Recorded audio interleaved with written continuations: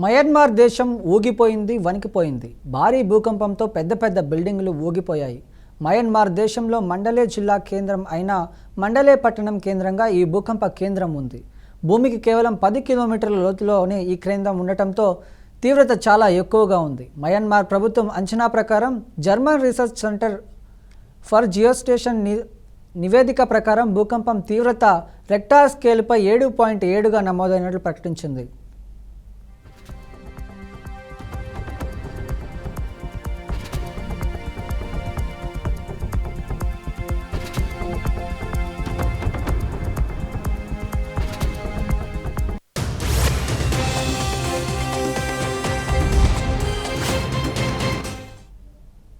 మధ్యాహ్నం 12:20 సమయంలో ఈ భూకంపం వచ్చినట్లు మయన్మార్ ప్రభుత్వం ప్రకటించింది.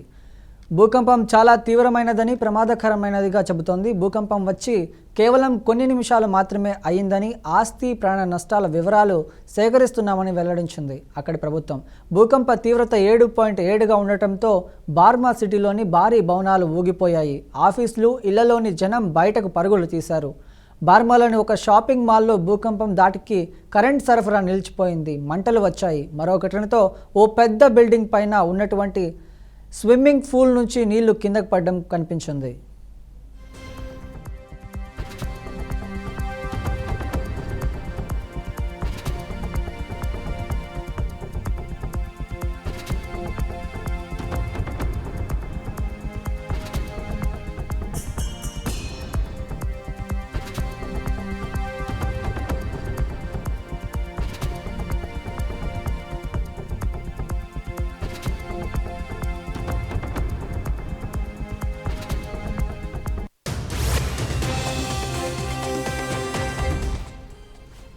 మయన్మార్ దేశం ఊగిపోయింది, వణికిపోయింది. భారీ భూకంపంతో పెద్ద పెద్ద బిల్డింగ్స్ ఊగిపోయాయి. మయన్మార్ దేశంలో మండలే జిల్లా కేంద్రమైన మండలే పట్టణం కేంద్రంగా ఈ భూకంప కేంద్రం ఉంది.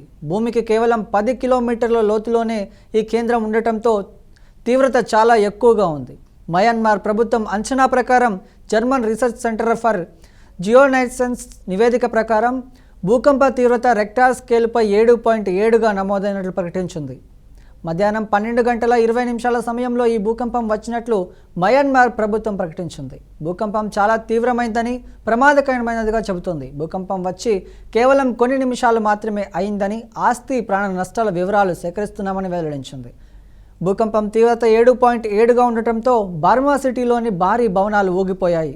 ఆఫీసులు, ఇళ్లలోని జనం బయటకు పరుగులు తీశారు. బర్మాలోని ఒక షాపింగ్ మాల్లో భూకంపం దాటికి కరెంటు సరఫరా నిలిచిపోయింది. మంటలు వచ్చాయి. మరో ఘటనతో ఓ పెద్ద బిల్డింగ్ పైన ఉన్నటువంటి స్విమ్మింగ్ పూల్ నుంచి నీళ్లు కిందకి పడడం కనిపించింది.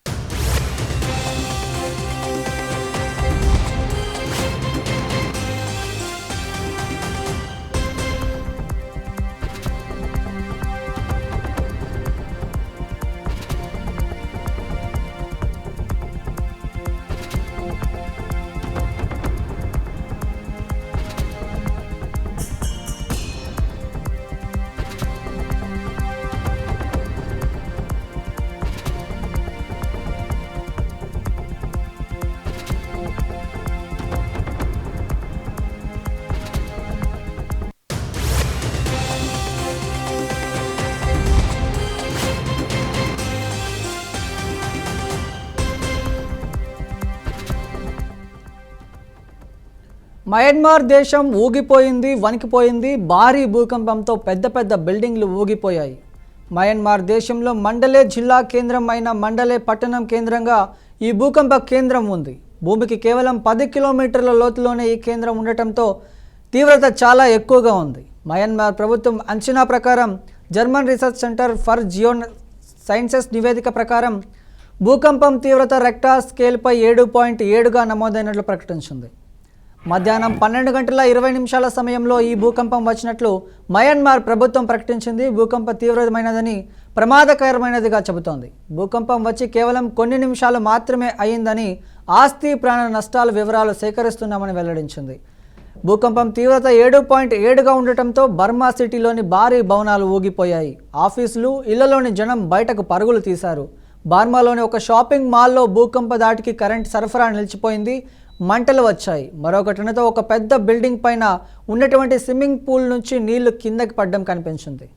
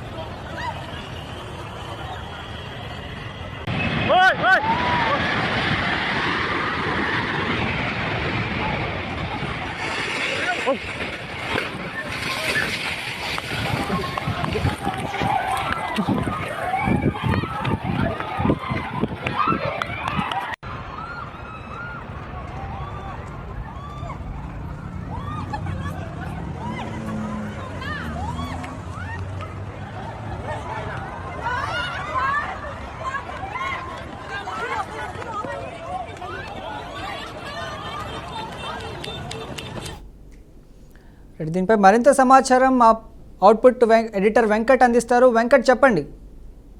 రైట్, థాయిలాండ్ రాజధాని బ్యాంకాక్, అదేవిధంగా మయన్మార్ దేశాలని భూకంపం వణికించిందని చెప్పుకోవాలి. రెండు అతిపెద్ద భూకంపాలు అక్కడ నమోదైనట్టుగా మనకి స్పష్టంగా అర్థమవుతుంది. మన స్క్రీన్స్ మీద చూడొచ్చు వాటి ఇంపాక్ట్ ఏ విధంగా ఉంది. భూకంప తీవ్రతకి ఆల్మోస్ట్ బిల్డింగ్లు కూలిపోయి, పెద్ద పెద్ద బిల్డింగ్లు కూలిపోవటం కానీ, అంతా ఇంపాక్ట్, జనాలు ప్రాణభయంతో పరుగులు తీయటం కానీ, ఇవన్నీ కూడా మనం చూస్తున్నాం. ఇక్కడ మొదటి భూకంపం చోటు చేసుకున్న ప్రాంతం, మొదటి భూకంపం బ్యాంకాక్ లో చోటు చేసుకుంది. 7.3గా తీవ్రత నమోదైంది. భూకంప ఏదైతే సీస్మాలజీ డిపార్ట్మెంట్ స్పష్టంగా చెప్పింది. 7.3గా మొదటి భూకంపం యొక్క తీవ్రత 7.3, రెండో భూకంపం యొక్క తీవ్రత 6.3గా నిర్ధారించారు. మొనివా నగరానికి సరిగ్గా 50 కిలోమీటర్ల దూరంలో ఈ భూకంప కేంద్రాన్ని అధికారులు గుర్తించడం జరిగింది. అంతేకాదు భూకంప తీవ్రతకి మండేల్లో ఉన్నటువంటి, అంటే థాయిలాండ్ సమీపంలో ఉన్నటువంటి మండేల్లో ఉన్నటువంటి ఒక హవా బ్రిడ్జ్ అనే ఒకటి ఉంది, చాలా ఫేమస్ బ్రిడ్జ్. ఆ బ్రిడ్జ్ కూడా కూలిపోయిన పరిస్థితి కనిపిస్తుంది. భారత్, బంగ్లాదేశ్, చైనా, అదేవిధంగా లావోస్ లాంటి దేశాల్లో కూడా కొంత భూప్రకంపనలు వచ్చినట్టుగా మనకి స్పష్టంగా అర్థమవుతుంది. బట్ వీటి ఇంపాక్ట్ అయితే ఎక్కువగా థాయిలాండ్ రాజధాని బ్యాంకాక్ లో, ఎందుకంటే పర్యాటకానికి కేర్ ఆఫ్ అడ్రస్ గా నిలుస్తూ ఉంటుంది. ఎక్కువ మంది పెద్ద సంఖ్యలో బ్యాంకాక్ వెళ్తూ ఉంటారు. అంటే సో అటువంటి పర్యాటక రాజధాని ఒక్కసారిగా భూకంప తీవ్రతకి ప్రాణభయంతో చిగురుటాకులాగా వణికిపోతుందని చెప్పడంలో ఎటువంటి అతిశయోక్తి లేదని చెప్పుకోవాలి. ఎందుకంటే ఆ స్థాయిలో ఇంపాక్ట్ కనిపిస్తుంది. భవనాలు కూలిపోవడం కానీ, కార్లు కానీ, అంటే వాహనాలు కానీ, ఇవన్నీ కూడా కొట్టుకుపోవడం కానీ, భారీగా ఆస్తి నష్టం జరిగినట్టుగా మనకు అర్థమవుతుంది. మనం విజువల్స్ చూస్తున్నాం ఎక్స్క్లూజివ్గా ఏ స్థాయిలో ఇంపాక్ట్ ఉంది, అక్కడ ఎటువంటి పరిణామాలు ఉన్నాయి. పెద్ద పెద్ద బిల్డింగ్స్ మన కళ్ళ ముందే కూలిపోతున్న పరిస్థితి కూడా మనకు చూస్తూ ఉన్నాం. అంటే ఆ స్థాయిలో భూకంపం యొక్క ఎఫెక్ట్ ఉన్నట్టుగా మనకి అర్థమవుతుంది. నిజానికి రీసెంట్ టైమ్స్ లో అయితే అటువైపు కొంత తక్కువగానే భూకంపాలకి అనుకూలంగా ఉన్నటువంటి ప్రాంతం అయినప్పుడు కూడా, బట్ చాలా గ్యాప్ తర్వాత బ్యాంకాక్, థాయిలాండ్ లాంటి ప్రదేశంలో ఈ భూకంప తీవ్రత చోటు చేస్తున్నట్టుగా మనకు అర్థమవుతుంది. ఇప్పటికైతే ప్రస్తుతానికి అంచనా వేయలేకపోతున్నారు ఎంత నష్టం జరిగింది, ఎంత ప్రాణ నష్టం జరిగింది అయితే అంచనా వేయలేకపోతున్నారు. కానీ బట్ సహాయ చర్యలు అయితే కొనసాగుతున్నాయి. ఎందుకంటే వాటి ఇంటెన్సిటీ, ఎర్త్క్వేక్ యొక్క ఇంటెన్సిటీ ఎక్కువగా ఉంది కాబట్టి దాన్ని రికవర్ చేయడానికి కానీ, లేదంటే దాన్ని అసెస్ చేయడానికి కానీ కొంత సమయం పట్టే అవకాశం ఉంది. కాబట్టి ప్రస్తుతం అధికారులు ఆ పనిలో ఉన్నారని మనం చూడాల్సిన అవసరం ఉంటుంది. మొనివా నగరానికి 50 కిలోమీటర్లు, అంటే బ్యాంకాక్ థాయిలాండ్ దేశంలో, దానికి అందులో మొనివా నగరం ఉంటది. మొనివా నగరానికి 50 కిలోమీటర్ల దూరంలో ఇది ఎగ్జాక్ట్ గా ఈ ఎర్త్క్వేక్ ని లొకేట్ చేసినట్టుగా అర్థమవుతూ ఉంది. ఇంకా ఆస్తి నష్టం అయితే, ప్రాణ నష్టం వివరాలు సేకరిస్తున్నారు. కానీ అక్కడ ప్రభుత్వం అయితే ఎలాంటి చర్యలు తీసుకుంటున్నారు వెంకట్? జనరల్ గా వీటి ఇలాంటి వాటిని నేషనల్ కెలమిటీగా మనం భావిస్తూ ఉంటాం కాబట్టి అవి వాటికి సంబంధించి అవి వచ్చినప్పుడు వాటిని ఆ తర్వాత జరిగినటువంటి లాస్ ఏదైతుందో దాన్ని పూడ్చుకోవటం, ముందు వాటిని నిరోధించడానికి కొన్ని ఏదో ప్రయత్నాలు చేసినప్పుడు కూడా అవి ఆ యొక్క అట్మాస్ఫియర్ ని బట్టి, భౌగోళిక వాతావరణాన్ని బట్టి ఈ భూకంపాలు వస్తూ ఉంటాయి. కాబట్టి జనరల్ గా వాళ్ళ యొక్క ఇంటెన్షన్ కానీ ప్రస్తుతం ప్రభుత్వం దృష్టి పెట్టిన అంశం కానీ పూర్తి స్థాయిలో కోలుకునేలా సహాయ చర్యలు ముందుకు ఫినిష్ చేయాలి. ప్రాణ నష్టం ఎంత జరిగింది, ఎంతమంది గాయపడ్డారు, ఏంటి, ఎంత ఆస్తి నష్టం జరిగింది, దాని నుంచి మళ్ళా మనం ఎలా రికవర్ అవ్వాలి అనే దానిపైన థాయిలాండ్ ప్రభుత్వం దృష్టి పెట్టినగా అర్థమవుతుంది. బ్రహ్మ, అక్కడ నష్టపోయిన ప్రజలకి ప్రభుత్వం ఎలాంటి సహాయక చర్యలు అందించే విధంగా ముందుకు వెళ్తుంది వెంకట్? ఖచ్చితంగా జనరల్ గా ఏదైనా ఒక నేషనల్ జాతీయ విపత్తు లాంటిది ఏ దేశంలో అయినా సరే ఒక విపత్తులాగా వీటిని సునామీలు కావచ్చు, లేదంటే భూకంపాలు కావచ్చు, లేదంటే ఫ్లడ్స్ కానీ ఇవన్నీ వీటన్నిటిని కూడా మనం విపత్తులుగా పరిగణిస్తూ ఉంటాం. కాబట్టి అందులో ఒకటిగా ఉన్నటువంటి భూకంపాన్ని దాని ఇంపాక్ట్ వల్ల, దాని ప్రభావం వల్ల ప్రాణాలు కోల్పోయినా కదా సరే, ఆస్తి కోల్పోయినా సరే, దానికి సంబంధించి ప్రభుత్వం అయితే దృష్టి ఖచ్చితంగా పెట్టింది. ఇది థాయిలాండే కాదు, మయన్మారే కావచ్చు, లేదంటే వేరే దేశం ఏదైనా సరే ఖచ్చితంగా వాటి మీద ఫోకస్ పెట్టి బాధితులను ఏ విధంగా ఆదుకోవాలి, ఏం చేయాలి, ఏంటి, ఎంత నష్టం జరిగింది, మళ్ళీ దీని నుంచి ఈ షాక్ నుంచి మనం మళ్ళా కోలుకోవాలి, తిరిగి గాడిలో పడాలంటే ఎటువంటి చర్యలు తీసుకోవాలి, ఆ దిశగా ఎటువంటి పనులు చేయాలనే దానిపైన దృష్టి పెడుతుంది. కాబట్టి ఖచ్చితంగా వాళ్ళ ఫోకస్ అయితే రెస్క్యూ ఆపరేషన్ ఉంటుంది, ఆ డెత్ తోలు ఎంత ఉంది, ఎందుకంటే ఎంత ఆస్తి నష్టం జరిగింది ఆ ప్రాస్పెక్ట్ లో ఆలోచిస్తూ ఉంటారు. సో బ్యాంకాక్ జనరల్ గా పర్యాటక ప్రాంతం కాబట్టి ఆబ్వియస్ గా అక్కడ ఎక్కువగా ఫ్లోటింగ్ అన్ని దేశాల నుంచి వచ్చినటువంటి ఎవరైతే విజిటర్స్ ఉంటారో వాళ్ళందరూ ఎక్కువ ఉంటారు కాబట్టి, సో అక్కడ ఆ దేశంలో పరాదేశం నుంచి వచ్చి ఒక పర్యాటకం కోసం వచ్చి అనుకోకుండా ఈ విధంగా భూకంప మరి చనిపోతే అది కొంత వేరే విధంగా ఇంపాక్ట్ చూపించే అవకాశం, ఆ దేశం పైన కూడా ఇంపాక్ట్ చూపించే అవకాశం ఉంటుంది. సో ఇవన్నీ కూడా వాళ్ళు ఫైండ్ అవుట్ చేస్తున్నారు, ఫిగర్ అవుట్ చేస్తున్నారు, ఎవరెవరు ఎక్కడి నుంచి వచ్చారు, ఏంటి, ఆ సమయంలో ఎవరు ఎక్కడున్నారు, ఎంతమంది చనిపోయారు, ఏంటి, ఎంతమంది గాయాలయ్యాయి, నష్టం ఎంత జరిగింది, బట్ దేశానికి ఎంత నష్టం జరిగింది, ఎంత వ్యక్తిగతంగా ఎవరైతే ఓనర్స్ ఉంటారో హోటల్ సంబంధించిన ఓనర్లు కావచ్చు, లేదంటేనో ఈ కీలకమైనటువంటి అదే ఈ తీవ్రత భూకంపం వల్ల నష్టపోయినటువంటి వ్యక్తులు ఎవరైతే ఉంటారో వారి డీటెయిల్స్ ఆరా తీసుకోవడం కానీ ఇవన్నీ కూడా చేస్తున్న పరిస్థితి కనిపిస్తుంది. అంటే అక్కడ ఉన్న పర్యాటకుల్లో భాగంగానే భారతదేశ ప్రజలు కూడా అక్కడ ఉన్నట్లుగా తెలుస్తుంది మన వెంకట్? ఖచ్చితంగా ఉంటుంది. బ్యాంకాక్ అంటేనే ఒక టూరిస్ట్ స్పాట్ గా బాగా ప్రపంచ దేశాలకు వెలుగొందిన దేశంగా ఆల్రెడీ బాగా తెలిసిన విషయం కాబట్టి ఖచ్చితంగా అక్కడ ఆ అట్మాస్ఫియర్ ని కానీ, ఆ బీచెస్ కానీ, లేదంటే అక్కడ ఉన్నటువంటి ఎంజాయ్ చేయడానికి ఖచ్చితంగా దేశం నుంచి సముద్ర తీర ప్రాంతాన్ని కావచ్చు, లేదంటే బీచెస్ ని వాటిని ఎంజాయ్ చేయడానికి అన్ని దేశాల నుంచి, ప్రపంచంలో ఉన్నటువంటి అన్ని దేశాలు కూడా కొంత అన్ని దేశాల వ్యక్తులు అందరూ కూడా కొంత ఆసక్తి చూపుతూ ఉంటారు. ఖచ్చితంగా లైఫ్ ట్రిప్ లో ఒకసారి వెళ్ళేవాలి, చూసి రావాలని జనరల్ గా చెప్తూ ఉంటారు. కాబట్టి ఆబ్వియస్ గా ఇండియన్స్ కూడా, ఎందుకంటే ఇండియన్స్ కి అది కొంత దగ్గరే ప్రాంతం కాబట్టి almost I think 3-4 hours journey కాబట్టి కొంత ఎక్కువ మంది ఉండే అవకాశం అయితే స్పష్టంగా కనిపిస్తూ ఉంటుంది. కాబట్టి ఇండియన్స్ కూడా అక్కడ ఉంటారు. బట్ అందులో ఎంతవరకు నష్టపోయారు, ఏంటి, ఏదైనా ప్రాణ నష్టం జరిగిందా లేదా అనే అంశంపై మాత్రం క్లారిటీ లేదు. బట్ ఆయా సంబంధిత ప్రభుత్వం జనరల్ గా పక్క దేశంలో ఏదైనా జరిగితే ఖచ్చితంగా ఆయా దేశాల దగ్గరగా ఉన్న సమీప దేశాలన్నీ కూడా ఆరా తీస్తూ ఉంటాయి. ఏం జరిగాయి, ఎంతమంది ఉన్నారు, మా దేశం చెందినటువంటి జాతీయులు ఎవరైనా ఉన్నారా, ఏంటి, వాళ్ళ యొక్క లిస్ట్ అవుట్ చేయండి అని అన్ని కూడా అడిగే పరిస్థితి ఉంటుంది. అట్ ది సేమ్ టైం బాధిత దేశం ఏదైతే ఉందో, నష్టపోయిన దేశం, వాళ్ళు కూడా ఇన్ఫర్మేషన్ ఇస్తారు. సో ఈ విధంగా మీ దేశం చెందిన నేషనలిస్టులు కొంతమంది ఉన్నారంటే అది తీసుకోవాలి, వారి ఈ విధంగా చనిపోయారు అని అంటే కొంత ఇన్ఫర్మేషన్ ఇచ్చిపుచ్చుకునే ధోరణి ఖచ్చితంగా ఉంటుంది. కాబట్టి సమీప దేశాల మధ్య ఆ యొక్క సంబంధాలు ఉంటాయి కాబట్టి ఖచ్చితంగా ఇన్ఫర్మేషన్ ఇస్తారు. దాని దగ్గర నుంచి ప్రస్తుతం ఆ ప్రయత్నంలోనే ఉన్నట్టుగా అర్థమవుతుంది. అంటే ఆ దేశానికి సంబంధించిన ప్రజలకు కాకుండా పర్యాటకులకు కూడా ఎలాంటి సహాయక చర్యలు అందుతున్నాయి, వాళ్ళకి సంబంధించి ఏమైనా ఇన్ఫర్మేషన్ ఉందా వెంకట్?